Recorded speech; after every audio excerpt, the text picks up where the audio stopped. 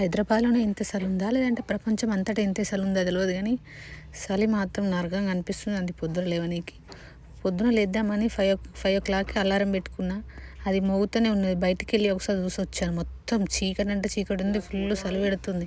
మళ్ళీ వెళ్ళి డోర్ పెట్టేసి వచ్చి పడుకున్నానంటే మళ్ళీ 7:40కి లేసానండి.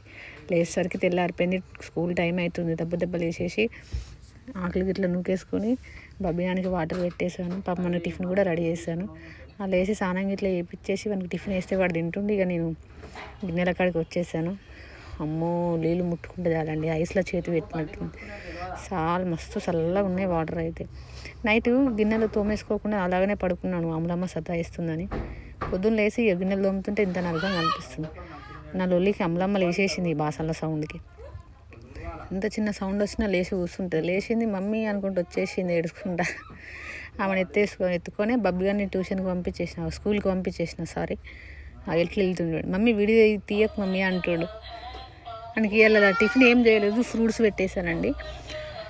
ఆపిల్ బనానా పెట్టేశాను. ఈ టూత్ పీక్ పెట్టకుండా అసలు వాడు తినకుండా మళ్ళీ రిటర్న్ బాక్స్ తీసుకొని వస్తాడు. ఈ అమలమ్మకి ఇడ్లీ తినిపించేస్తున్నా. అమలమ్మకి ఇడ్లీ తినిపించేయాలి అంతే. ఇక తర్వాత ఫ్రెష్ అప్ అయ్యి వంట గిట్ల ఏమైనా చేసుకోవాలి. సబ్స్క్రైబ్ చేసుకొని లైక్ చేయండి ప్లీజ్.